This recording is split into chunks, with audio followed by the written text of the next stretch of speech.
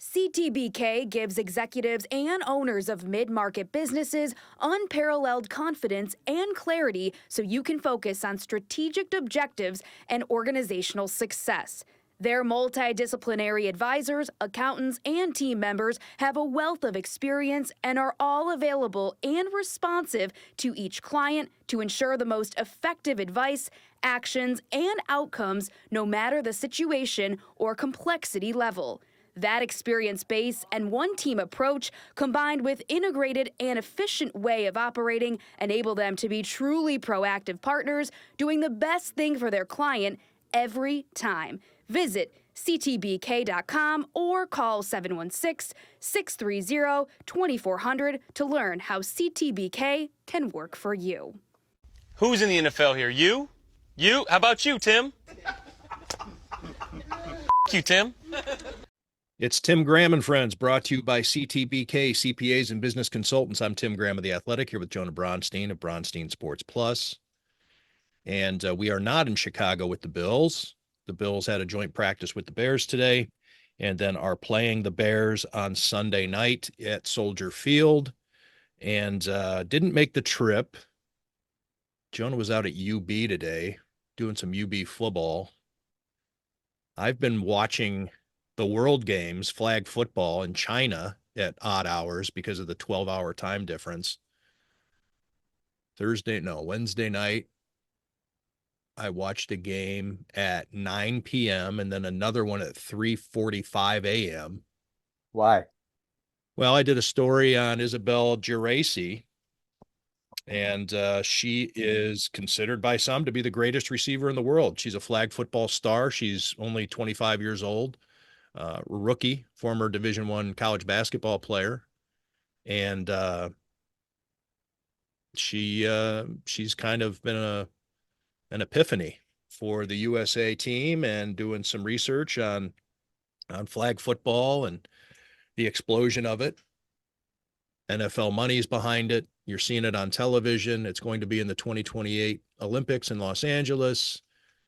States are sanctioning it more and more as a varsity sport. It is a scholarship sport at the NAIA level. So anyway, doing a story about it, and came across some people who think she's the greatest receiver in the world. So I decided to take a look at it.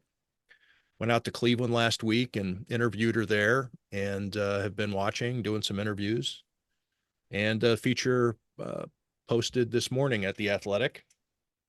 When I understand, a lot of people are reading it. So proud of that people are giving it some time and not just waiting around for the NFL involvement to actually take a look at a growing sport.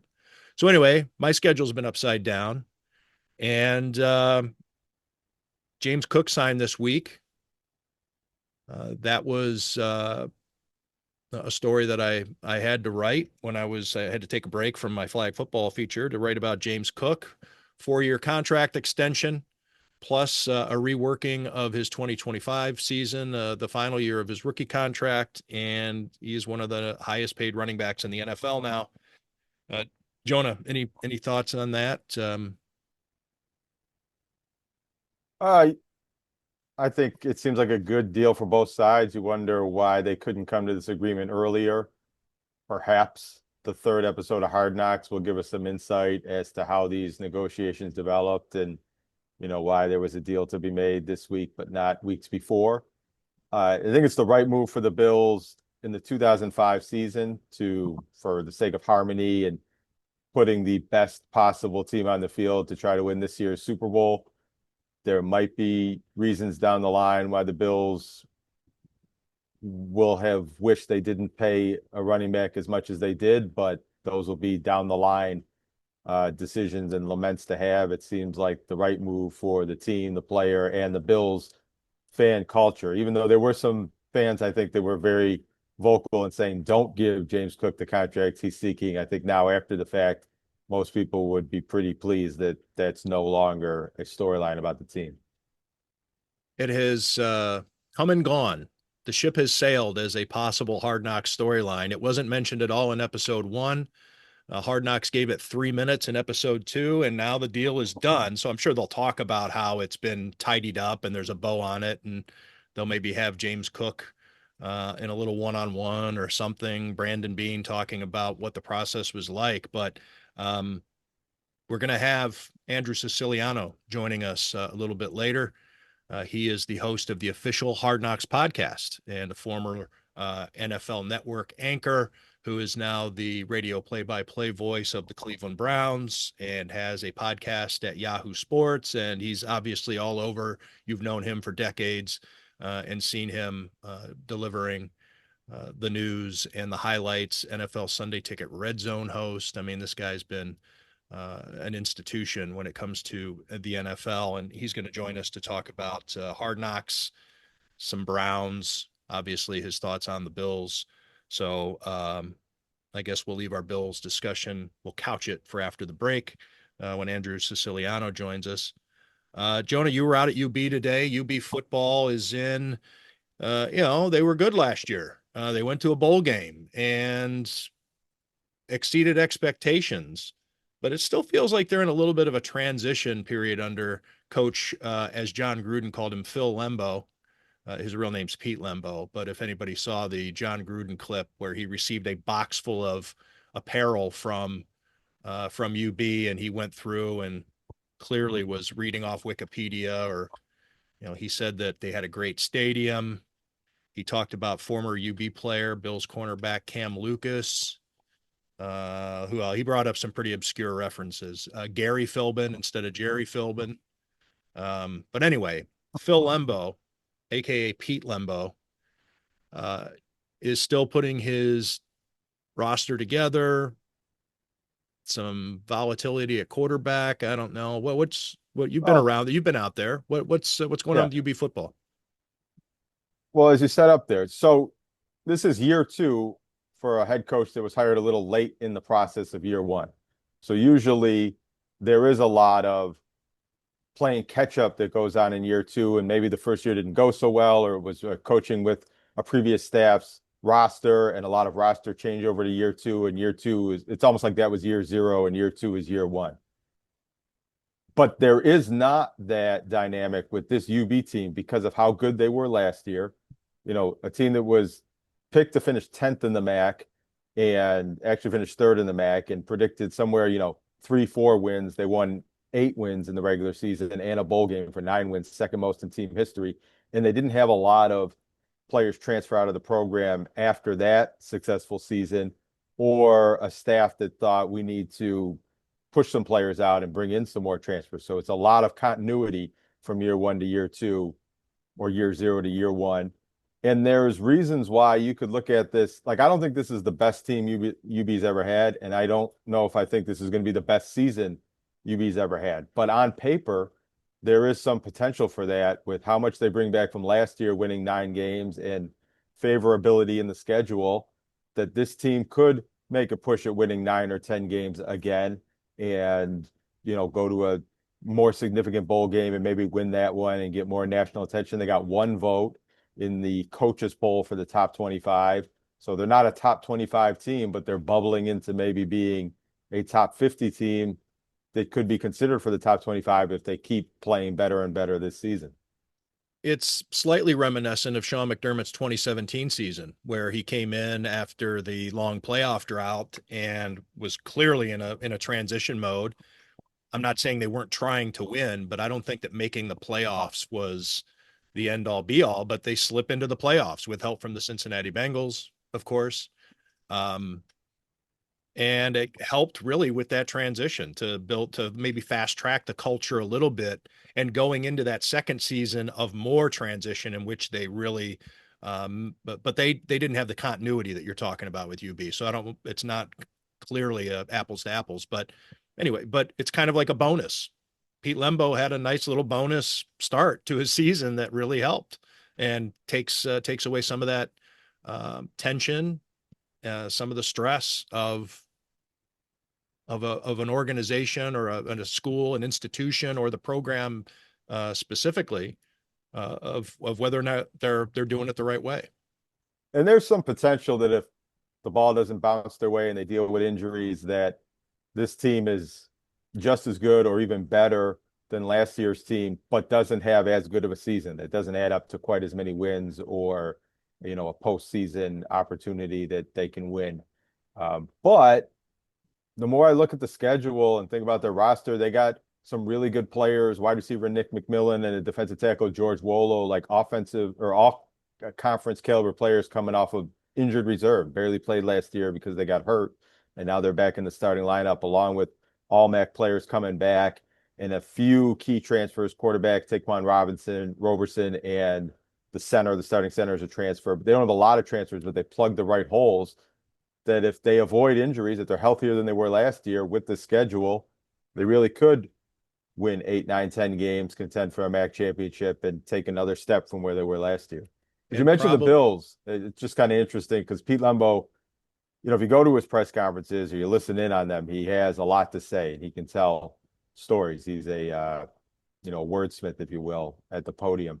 And he talked about his relationship with the coaching staff with the Bills, with Sean McDermott, his coaches, and how that's growing here in year 2, and how Brandon Beane's wife, Haley Beane, had spoke to a group of UB football fans, I think an event they put on for women.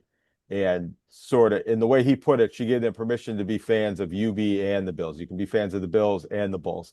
And I don't think anybody's saying you can't, but I think it was sort of laying out there that, yeah, there's time in your schedule and space in your heart as a sports fan to follow both of these teams, and you might enjoy watching UB. It's a much cheaper ticket experience, and especially this year where they have early season games with the nice weather, when being at the stadium is going to be more pleasant, and you can go to those games on Saturday and still get home in time to do your whole Sunday thing with the Bills. And a team that wins is vital to that, because I think sometimes people might want to get behind this UB football team and they haven't had consistent winning seasons, and you go to a game and they lose and it's just no fun at all. The stadium experience isn't exactly what everybody wants. Some people are disappointed by that, but for the cost of the ticket and parking and things like that, it's maybe not a bad value. And the stadium experience is getting an upgrade this year. They got a new scoreboard. It's already up. It's going to be functioning by the time of the first game. It's 1,300 square feet, I think, 291% larger than the previous one. You're not telling me that John Gruden might be correct. Well, I wanted to make that reference and I forgot. I mean, I think that was the most egregious statement that John Gruden made, and told on himself for not knowing what he was talking about. But yeah, it was like UB Stadium, 31,000. Great. I mean, I don't think they can put 31,000 in there anymore, because where this scoreboard is in half of the stadium, those seats that used to be there are factored into the capacity. So, but anyways, they don't need to put 31,000 people in the stadium. 31,000 there.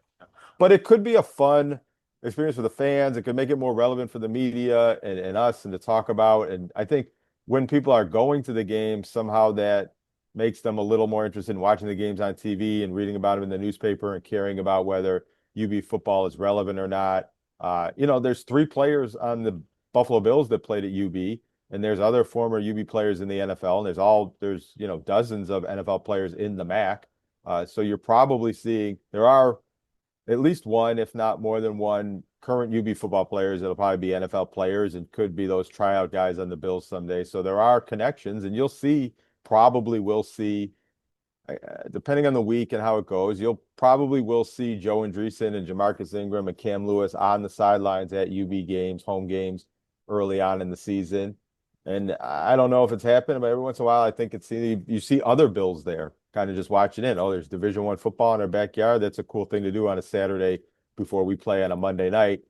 And I think if that bleeds over into fan base and attendance and all of that, could just make UB football a more exciting product for everybody if more people got into it. John, anything else we need to touch on before we bring in Andrew Siciliano of the official Hard Knocks podcast? It's something I thought from afar, has been interesting, or not from afar, but I just haven't been down to the ballpark yet. But the number of top prospects and all-star players from the Toronto Blue Jays that have been making rehab appearances or, stop-throughs in Buffalo here with this team. And they're not helping the Bisons really win games or be a good team. But if you're a baseball fan or an autograph hound or something like that, or just want to see something novel, Just had some cool experiences with the Buffalo Bisons baseball games, and they're in the middle of a long Shane homestand. Bieber starts tonight, I think. Right. Shane Bieber starts tonight. George Springer was in the lineup yesterday, and I think is playing tonight again. Alek Manoah started the other night. I don't have the name in front of me, but the top pitching prospect in the Blue Jays organization started last night. And we'll see who else the Blueberries send down for the Bisons to play next week. Well, with that, let's get to Andrew Siciliano, but not until we hear this message from CTBK, CPAs and Business Consultants. The financial needs of a business go beyond tax and attest services. That's why CTBK goes beyond accounting services and offers outsourced solutions through their affiliation with CFO Solutions Plus. These additional services allow clients to focus on their operational and long-term strategic goals. Trust CTBK's outsourced solutions to provide cost-effective, value-added financial services tailored to your company's needs. Call CTBK at 716-630-2400. Again, 716-630-2400. Or go to ctbk.com to learn more about CTBK's outsourced solutions. This is Charles Barkley, and you're listening to Tim Graham and Friends. Tim, this is your last favor. Anything else is going to cost you. And we're joined now by Andrew Siciliano, the host of the official Hard Knocks podcast. You know him from other things, though. He just started with the Hard Knocks podcast. They're only 2 episodes in. You may know him as the voice of the Cleveland Browns. You will know him as the beacon of hope for all fantasy folks for 18 straight years on DirecTV and the NFL Sunday Ticket Red Zone host, NFL Total Access. We can keep going on, but we'd rather hear Andrew Siciliano talk about Hard Knocks and the Bills and maybe get into some Browns also. Here he is joining us from Philadelphia, where the Browns are going to be playing the Eagles. Andrew, thanks for joining us. Tim, it is good to be here. Jonah, good to make your acquaintance. As you know, Tim, longtime reader, and first time on the pod. I'm touched, I'm flattered, I'm honored. Well, thanks for carving out time to do it. You're a busy fella. And happy to be here. Well, let me ask you this just real quick before we get into Hard Knocks. You are in Philadelphia, as I mentioned, for the Browns game tomorrow. What is it like to prep for a preseason game? You have so many players on the roster, and they're going to play.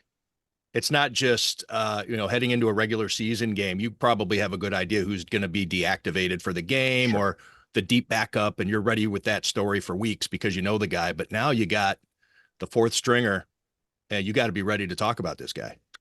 Actually, it may be the only thing you're going to talk about. It's a great question. This is my 15th year calling preseason football. I used to do the Rams for all these years, and each coaching staff is different. So, like Jeff Fisher back in the day, also a much different era, you would play veterans for at least a full quarter in a lot of these games. Sean McVay doesn't even play his day 1 or day 2 rookies anymore in the preseason. With Stefanski, it's kind of a mix here with the Browns. But I think the preseason is great because, yes, look, like you said, you could eliminate certain guys. You could take guys off your board. You're not going to really have to talk about them. But I think it's great to tell backstories. And I kind of mentioned this in the pod a little bit this week, that, what is it, like 0.04% of high school football players ever make it to the NFL? I mean, it's like some ridiculous percentage. And while the bottom of the roster is going to get churned, and you're going to go from 90 to 53, and guys are constantly coming in and out of training camp, getting cut and signed and waived, like everyone's got a story. And I think those stories deserve to be told. It might be this guy's only 5 minutes on a National Football League field, right? And his parents are watching. Good chance his parents are there. And this is it. And I have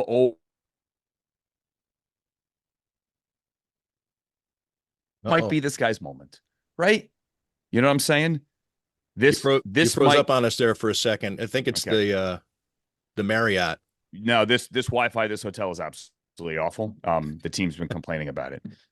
It's awful. Anyway, I think it's cool to tell those stories right? Like a D2 player, a D3 player, a guy that got cut by his high school team, a guy that went to 7 different colleges for various different reasons. So I think it's great to unpack those stories. So I kind of embrace it. But yes, it is a lot of extra work. Yeah, and you made that point on the recent podcast talking about Joe Andreessen Yeah. and the story that Kevin Stefanski loves to tell regarding Adam Thielen. And like you say, that small percentage can turn into a great story. Now, you're referencing it as usually these guys don't make it, but that's what makes the Joe Andreessens and the Adam Thielens that much more exceptional. And you got into that because Joe Andreessen was the star of episode 2 of Hard Knocks. 2 episodes in, I guess. What has struck you overall? And we can get into the different episodes, but now that we're 2 episodes in, what's your take on the season so far? I think it's good to tell those stories, and I think this is such a different season because it's such a different team. It's the first time in like a decade you have a team here that's coming off a playoff season. And this is a different journey through a very, very different training camp. There are only a couple of real positional battles. And in episode 1, we tell Tre'Davious White's story. And obviously he's battling opposite Benford, but with the injury to Hairston, it obviously looks like his job. In this episode 2, you tell the backup quarterback battle story between Mike White and Mitch Trubisky. There aren't a lot of those battles. So I like the painting training camp in Rochester and St. John Fisher and Pittsford Dairy. I love that part of it because the Bills they're not the only team that goes away to a college. I mean, the Steelers still do it. The Rams do to LMU, but it's really not the same. I have loved taking fans behind the curtain, or at least I haven't, but the Hard Knocks crew has, in Rochester. And I think it's also great kind of showing everyone that Josh Allen's a normal guy. I mean, he's got the movie star wife, but he's still the guy from Fireball. And fans know that. But Josh is one of the few players in the NFL. I wouldn't say few, but he is one of those guys that truly can walk down the street in any town in America, and people know that that is Josh Allen. Right? There are some guys that we call stars in the NFL that with their helmet off, walking down random Anytown, USA, might not be recognized. Josh Allen is not one of those guys. And to show how much his teammates love him, to show how much so much of this training camp, and you heard Sean McDermott before the joint practice in in Chicago today, kind of say the same thing, like, can I keep him in bubble wrap if I play him in the preseason? To show how he is a normal guy and beloved by his teammates, I think is pretty cool because not every big name star in every locker room is beloved as much as Josh is. He's on a lot of commercials. He's been on a lot of commercials here in Western New York, and now we're seeing him, it seems like, every 3rd or 4th commercial nationally. But that's something that I was just having a discussion about this yesterday. I mean, Bruce Smith was a headliner on the Nike commercial with Dennis Hopper, bad things, man, Dennis Hopper sniffing his cleats, and Dominic Hasek doing a Visa commercial. But Josh Allen is the biggest star since O.J. Simpson. And I mean, and that's not to, we don't, I'm not saying it for effect. I'm like, I get it. No, Hertz commercials, and O.J. was starring in movies while he was still playing, and he was, calling Monday Night Football games while he was still a player. I mean, imagine that. But Josh Allen is that level. Jonah, you were going to say, I cut you off. I was just going to throw O.J. Simpson out there as another movie star. That star power, though, Andrew, it doesn't create a lot of tension. There hasn't been much friction so far through Hard Knocks, and there has been some off camera, but even the James Cook contract situation, I wrote about it a couple of weeks ago, and I've been reiterating it because it keeps getting underscored. For a great team, for a legitimate Super Bowl contender, this is a dull team. And I think it's because the culture is there, and they've done a great job of, you don't have the problem child, you don't have the distraction, you don't have the friction is just not a part of this team's DNA in a good way. But does that make Hard Knocks, does that make it harder for Hard Knocks? Well, I mean, I think consider the alternative. Like you could have what the Cowboys have, and you could have the Micah Parsons situation. You could have Jerry Jones openly saying that, tension, friction is a good thing. Maybe I'll just stir it up a little bit. And then you have, crazy conspiracy theories suggesting that Jerry already knows what the number is. He's going to do the deal, and he's just milking this thing because why put Micah Parsons out on the practice field? He may get hurt. We'll just do this a week before or the morning of, as they did last year with Dak Prescott week 1 when the Cowboys were in Cleveland to open up against the Browns. That game was 4:00 Eastern. And they did the deal, or they announced the deal at 9 a.m. that day. Or in Cincinnati, where Trey Hendrickson is that thing is still going. And he's not practicing. The Shamar Stewart thing was kind of ugly there as well. No, there isn't a lot of tension or friction. Episode 2 shows the James Cook thing, but that thing really only, what it last? A week? It lasted a week. You're right. And it was a 1-week story arc. You had James Cook obviously not playing in the game on Saturday. There was a little bit of tension there when Sean said that he tried to convince him, he tried to talk him into playing, and he said, I'm not going to play. So there's your tension. But then look, 48 hours later, 72 hours later, whatever it was over. So yes, this one is different because this team is different. Like Josh Allen said last year, it doesn't matter if we beat the Chiefs in the regular season. It matters what we do against them in January. And there's 3 more episodes, I think, to tell that story. You kind of allude to it in episode 1. You see a little bit of the Chiefs in there, but not much. I know a lot of fans have said, well, why don't you talk about getting past the Chiefs? Maybe you do in the next 3 weeks, but you guys are in training. It's not something that's being talked about every day. You're not worried about that now. You can't look back at that now. Right now, you're worried about getting healthy and getting ready for week 1.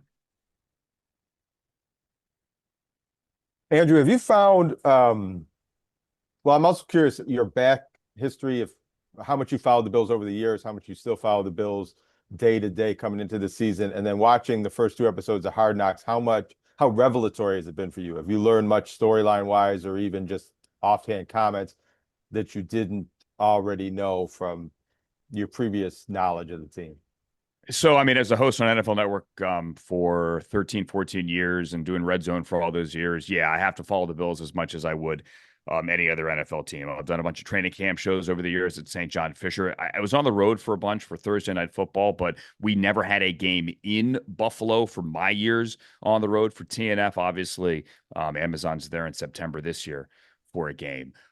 So as a winning football team, as a team that I had to discuss pretty much every day on NFL Network, yeah, I have followed him a lot. As for the revelatory stuff, I thought the stuff with Damar Hamlin, where you see him on the field thanking God and doing his daily gratitude and talking about writing a book, I think that stuff is revelatory. I think Terry Pagula with Damar Hamlin speaking of his daughter saving his wife, I think that stuff is revelatory. I think, the Andreessens. I think anything behind the scenes. I'm a little bit different when it comes to sports. For sports movies, I don't like sports movies. And I know this sounds absurd, but things like The Natural, to me look fake.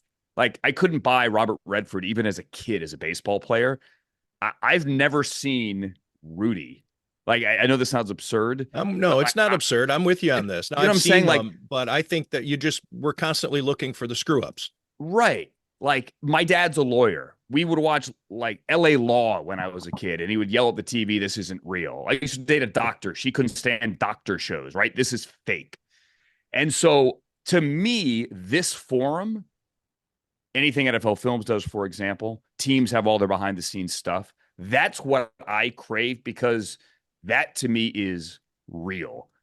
So I love pulling the curtain back, and I love hearing KJ Hamler talk about his scooter or his pregnancy pillow. And I think what the podcast can do is that we can kind of unpack those stories a little bit more, tell Ray Davis's ridiculous story about growing up homeless and calling a number that he saw on a telephone pole for the Boys and Girls Club. Or telling Hamler's story, a heart condition and a pec injury and 2 ACLs. That's what I know we're trying to do, because in an hour you can only show so much. And that's a bit where I was going. I think you're right that pretty much every time Terry Pagula has been on camera, we've heard him speak. That's been pretty revelatory for anybody in Western New York and around the team. But I'm just curious because myself and Tim and some people in our position, but I also think a lot of Bills fans watching the show, the first 2 episodes, and said, "Hey, I knew that. I haven't learned much here, or I didn't get much insight on the James Cook negotiations or things like that." And I'm wondering, is that just a function of when your team is on Hard Knocks, that they're doing this for a national audience, so you're not going to learn that much new? Or has the Bills, these 2 episodes, have the Bills just been a dull team, as Tim says, for 2 weeks of this show? Yeah, I mean, just to qualify, I mean, I think it's kind of duller for us because we do know these stories. We do know we when we see Joe Andreessen on camera at the beginning of last episode, we know what's coming. So this is a show for not just the country, for the world. This is a show, I think, for the casual sports fan who just loves the cinema verite. Like you say, there's a lot of people out there who aren't necessarily football fans who love Hard Knocks. Yes, absolutely. It is a show that, for the diehard fan of the team that is being featured, you generally know these players and these stories. Damar Hamlin's an exception because his story was national news for good reason. I mean, we all sat here waiting and waiting and waiting for any good news out of that hospital in Cincinnati. I sat on the desk for, I think we did 8 straight hours on Tuesday with, a reporter, Cam Wolf, outside the hospital in Cincinnati, with a reporter outside the stadium in Orchard Park. Basically a vigil. America saw that story. You could go a little deeper into it now and show you how Damar Hamlin, heck, a year ago, guys, there was some question whether or not he would even make the team. And not only is he making the team, he's obviously playing great football, and you could see how he's going through it every day now. I think that's revelatory, but it is obviously a little bit more, I guess your average Bills fan, sure. Like, for the fans of the other 31 teams, no, they're probably not following the Bills day by day and understanding everything behind the curtain. So it's probably a little more eye-opening or revelatory for them. Andrew, you mentioned something a little bit ago regarding how much you needed to pay attention to the Bills just as much as you would anybody else. Probably not exactly, like dollar for dollar. I'm sure that the Cowboys back during the Bills draft was getting a little bit more or earlier in the show attention. I don't know. Were there criteria you had to meet back then? Like, did the Bills Jaguars game have to get the same amount of airtime on NFL? I mean, when it came time to do the highlights for a game, was there I'm asking this to set up my next question, but was there any kind of like, all right, we're the official network of this league, and Bills Jaguars has a combined, 4-13 record between these teams, but we got to give them their 7 minutes or whatever. I mean, it goes without saying that the teams that win get more attention, whether it's NFL Network, ESPN, or any network. Some of the Bills have won 5 consecutive divisions. Yeah, you're going to be talking about them. Right. Well, I wanted to then put you in a place of comparing what it was like when you had to show the highlights during the drought, and you go like, okay, here's some Bills highlights, versus what it's been like for these Bills and what the fans, I think they've gotten to the point now where the Bills have done it for so long that they're starting to take it for granted. It's like, fire Sean McDermott if he doesn't win the Super Bowl this year. It's not quite, it's time to give Frank Reich the starting job over Jim Kelly like it was back in the 90s. But that happened. That absolutely happened.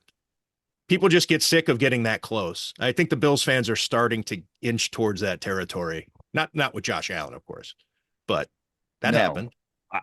Look, Paul McDonald over Brian Sipe. Those conversations happened. It's the same with Steelers fans, right? Right. Where the Steelers fans locally, many of them are like, I've seen enough with Tomlin. We can never win with him, right? Let's do something new. Let's do something different. Where the national football media is like, are you kidding me? Mike Tomlin would get hired in 30 seconds if the Steelers wanted to move on. for Mike Tomlin. Sure. I mean, that's, I think there's a little bit of a parallel there. Like, I didn't get sick of talking about him on a national level. I used to tell people all the time at the network that if the Cowboys were to cut their punter, okay, right, nameless and faceless to 99% of America, but if the Cowboys were to cut their punter, there used to be a monitor in the newsroom with all the numbers for all the stories getting clicked on. This was way back in Culver City before they moved to this building at SoFi. And the Cowboys cutting their punter would get the most clicks. The Steelers swapping out their fifth wide receiver would be right up there behind it. So those stories, even though your average fan yells at the TV saying, why are you still talking about the Cowboys? Those stories, it's proven, actually get the clicks. More clicks than any other team. The Bills are in that territory now, I think, as well, because they have Josh and they're a winning team. And the same goes for the Chiefs. I mean, people scream and yell when Taylor Swift gets shown in a suite during a game, as if that's somehow taking away from your enjoyment of the game. You're not seeing any less football. Look at how many people got on the podcast a couple of nights ago with Jason and Travis. 1.3 million live viewers at one point. So, yes, these teams all get clicks. These storylines all get clicks. And I don't even know where I went and how I got here and what the actual question was, Tim, because I just I muddled through what the did question. you actually ask?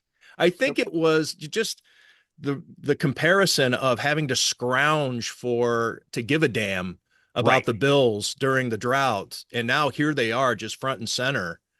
The difference Can I jump in with this question? Because it sort of relates to both of those eras, when the Bills were bad and when they're good.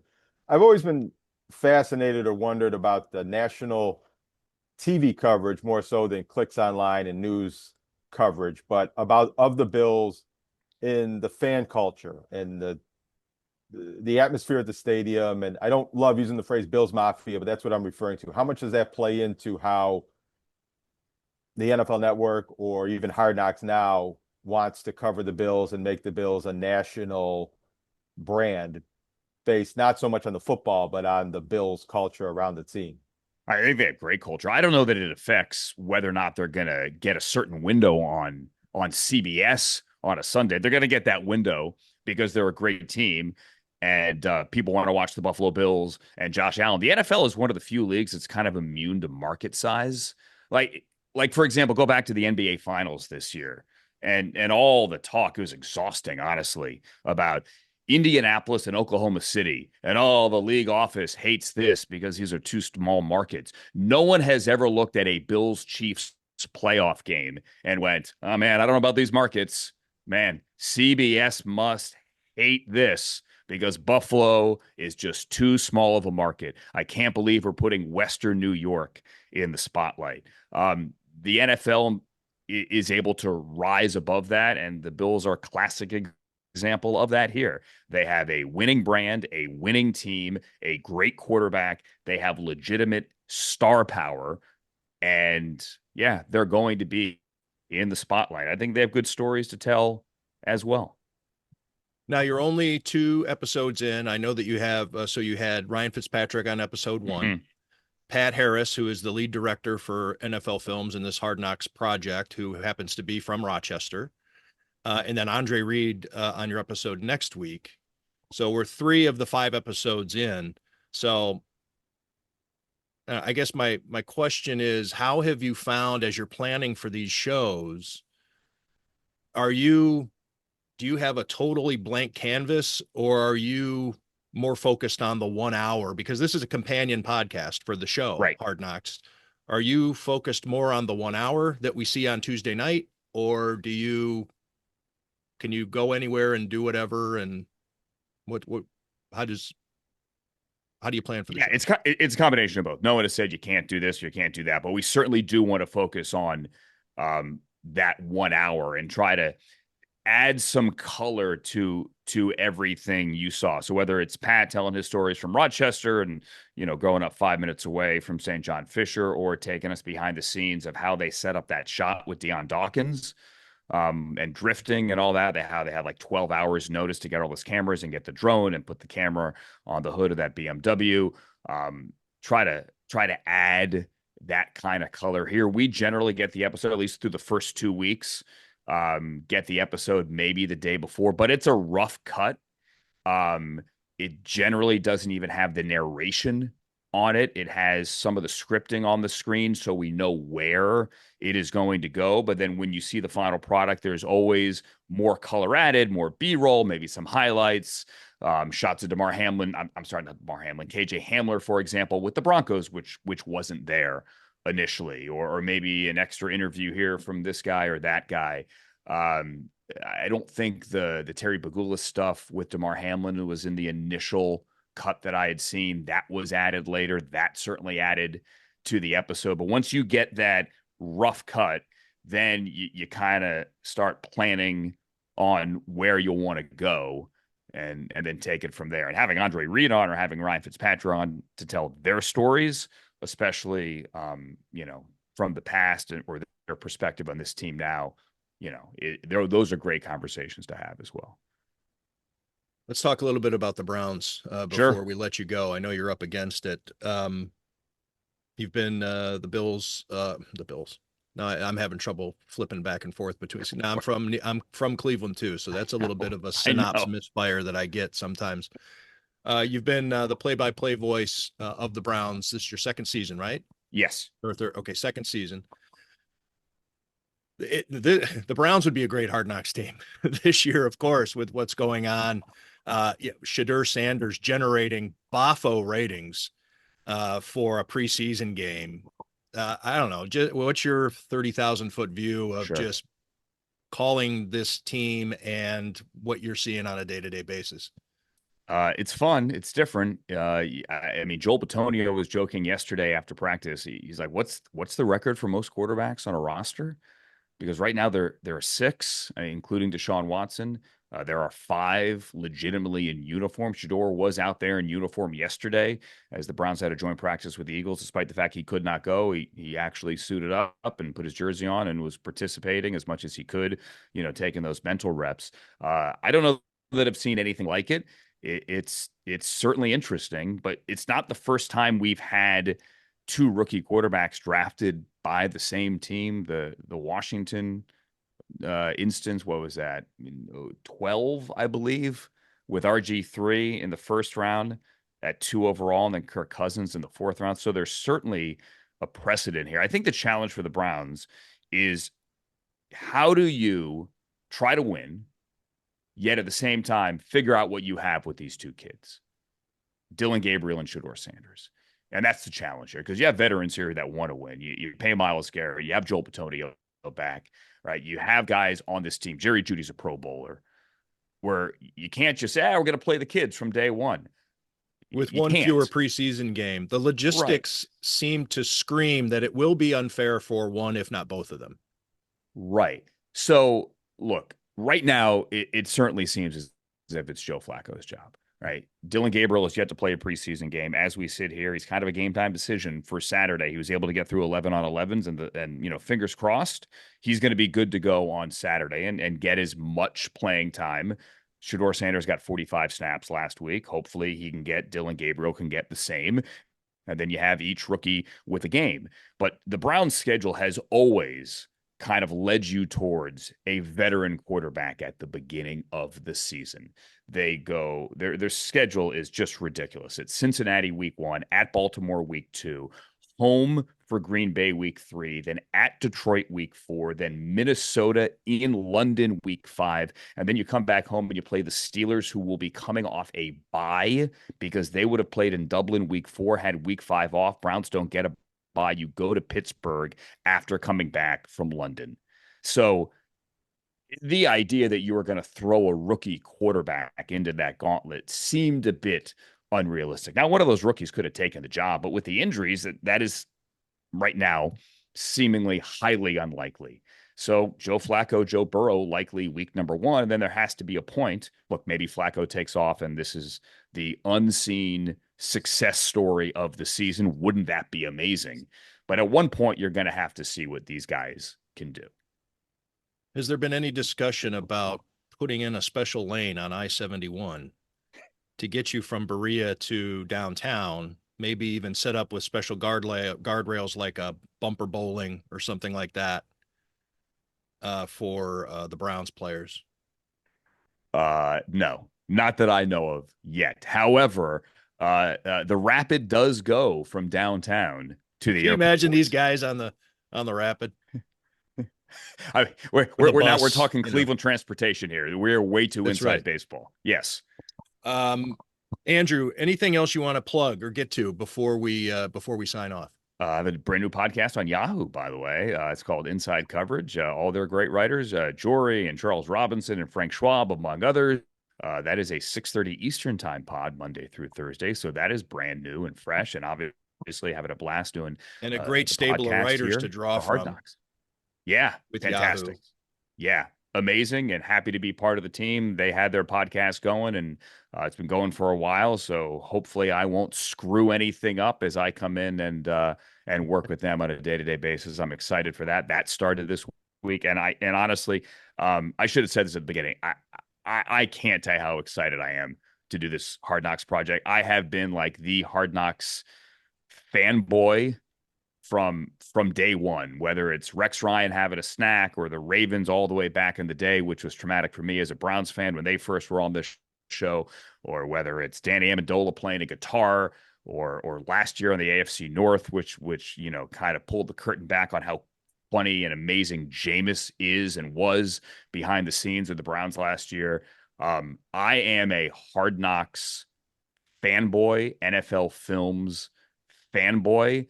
And whether it's the Bills or any of the other 31 teams, when they called, I was like, yes, just say yes. Like, what are we doing? Yes. Because like I said, I don't like sports movies. I like the real stuff. And this is the real stuff. Well, we threatened to talk about it. If I can borrow you for 2 more minutes, we threatened to talk about it before we hit the record button regarding the Netflix documentary on Jerry Jones, America's Team, the Gambler and his Cowboys. You had some thoughts that you wanted to share for the podcast, and then for this podcast, and then we never got to them. Yeah, I think that one, again, an NFL Films project is going to be a good watch. The episode I saw, I went to the premiere on Monday, and they ran episode 3 of 8, and it's just a deep dive under the 92 NFC Championship game, which was kind of a turning point in the NFC and the changing of power between the Niners, the team of the 80s, and their 4 Super Bowls, and the Cowboys coming in as this young upstart team that a couple of years ago had been 1-15, and they had to go into Candlestick, horrible storm, awful mud. Summerall and Madden up in the booth, 14-2 MVP Steve Young admitting, and he sat for it, that, look, the specter of Joe Montana, now healthy, standing there on the sideline. If I screw this up, Charles Haley, that grudge match, right now with the Cowboys, former 49er, he felt that he had been tossed aside. Emmett, Michael, they were there, and they did a little talk afterwards as well with Jerry Jones, just telling some of the stories.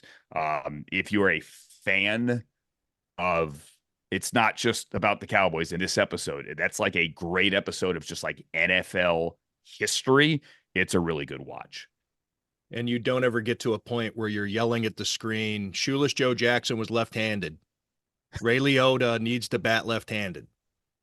That, like, honestly, like the stuff, I'll go back again to the natural. Robert Redford swinging a baseball bat. I just couldn't buy it. Like, so, and I know I should just embrace like the emotion of like a team winning a championship and the emotion of these great backstories in these sports movies. Sometimes I do and sometimes I don't. But you know what got me? Like, I said it on the pod, like in this week's episode of Hard Knocks, when I think her name was Judy, the fan near the end, talks about like how emotional I'm going to get when the Bills I thought you were going to say about the comment she said about what her husband. Yeah. Well, the breast milk thing was a little weird as well. Yes, truly. Same woman. Same woman. But when she talked about the emotion of winning a championship, I swear to God, I got emotional. I did. I didn't start crying, but you get that tinge because I don't know if you guys feel the same way. I don't know that I am jaded. I am exceedingly fortunate. All of us are exceedingly fortunate to do what we do. I mean, as little kids, like, what would the 5-year-old you say? I get to talk about the Bills every day, or I get to talk about football every day. And I pinch myself every day with that as well. But I think we all do this. At least I do now, to try to put smiles on other people's faces. Like when I could bring my 10-year-old nephew down to the field, right? Or he could hang in the hotel lobby and get to meet the guys that he sees on TV and give him that moment. I get emotional. And I had one of those moments in 2016 when the Indians were on the verge of winning the World Series. And by the way, they still got screwed by that 12-second rain delay in Game 7, but that's another story. But I flew my dad and my mom into Cleveland to see a potential clincher in Game 6. And I don't know that I've told this story, but I called up my dad and I said, hey, I'm emailing you your airline ticket. We have tickets for Game 6.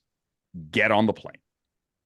And my old man, who, I mean, he's now 80, so he's in his early 70s then, said, I don't know. That's such a pain. I'd rather sit on the couch. And I said, put mom on. And my mom picked up the phone. I said, Mom, I haven't worked my entire life to have the opportunity to send dad to, I'm getting emotional now, to the Indians winning the World Series, which hasn't happened since 1948 when he was 3 years old, to have him say no, tell him to get on the bleeping plane. And my mom said, okay, well, can I come too? I'm like, all right, I'll get another ticket. And somehow, thank God, I was able to get the other ticket. But anyway, I'm backtracking. That moment, like the opportunity to see my dad have that championship, is what I get emotional about. And that's what I thought of when that woman in episode 2 said she was getting emotional just thinking of a team winning. And that's why I think, and you should put this in front of the podcast, because now I'm actually getting to the point. Like, the Bills are so cool because when it happens, when it happens, it is a fan base that so richly deserves it. And I hope that is coming across through these 2 episodes, because I'll tie it to the Browns. I feel the same way about the Browns. Western New York, Northeast Ohio, not far apart, obviously. That's a horrible drive, by the way, but just a horrible, boring drive, with or without lake effect snow. But like these 2 fan bases, in this case, the Bills for Hard Knocks, like when it happens, it is going to be so magical. And that's why I think a lot of outsiders who have never been to Buffalo can connect with this team. And I think Josh coming from Firebaugh and going to Reedley and ending up in Wyoming is just the perfect fit there. And that you kind of see that in episode 1, how they tell that story. And if and when it happens, and you have to believe that it will be so damn cool. You know that maybe the greatest championship ever won in Buffalo was the New York Knights when Robert Redford hit that home run. That movie was filmed in Buffalo at All High Stadium. So I just want to bring that full circle, that you find Judy more emotional than exploding light stanchions and fireworks. I mean, the slow motion around the bases, it's a well done film. And that's not even in the book. He strikes out in the book. I'll be honest, Tim, I got more emotional when the Indians win in Major League. True story. No, true story. Now, that's a movie that's filled with, I mean, so you forced yourself to watch that one because it was the Indians, right? But that's a movie that's loaded with it came out when I was in high school. To watch. I went opening night at Tyson's Corner, the movie theater in Northern Virginia, near where I grew up in Reston, Virginia. I was there opening night. Major League is the greatest sports movie of all time because the Indians win. They do. Well, they get to the World Series, right? We don't know what they happens. Won. You got to remember when it came out, like they hadn't done a thing since 54. Like they hadn't made the playoffs. Yeah.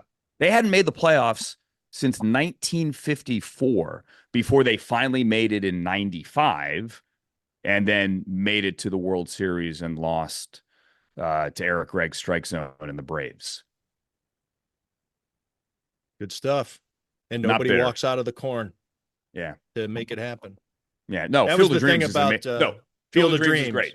I love Field of Dreams. Well, my thing is people complain, like I said, about Ray Liotta not batting left-handed because shoeless Joe Jackson. And I keep saying people are walking out of the corn. You're suspending belief for that, but you're going to get pissed off that Ray Liotta's batting righty. We have baseball ghosts. We have Force ghosts, basically, to connect it to Star Wars, walking out of the corn. Yeah. Correct. Yes. A doctor from Chisholm, Minnesota, time traveled somehow and back. Ease his pain. I think I mentioned ease his pain. I don't know if that made the final cut of pod 2, but I think I I didn't catch mentioned that. I listened ease to it. his I didn't pain. catch it, but I may have missed it. Yeah. I don't remember. I know I Andrew, said thank it. you. We kept you for way longer than I wanted to. I don't Well, care. than I wanted It's- to for you. I could keep going, but It's fine. It's 95 degrees in Philly. Like, what am I going to do? Leave my hotel room? that looks like, is it Marriott? That looks like Marriott. But It is a Bonvoy property. Yes. Yeah, I've for seen that light security, once or I'll twice. keep it at that. Yeah. All right. Enjoy Philadelphia. Enjoy the rest of your preseason. We'll be listening on the official Hard Knocks podcast. Oh, which I didn't mention this.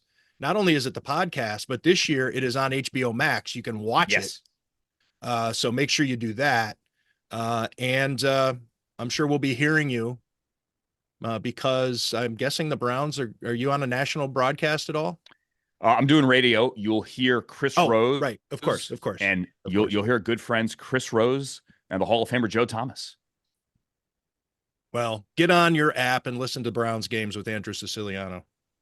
Thank you, Andrew, guys. thanks for joining us. You got it.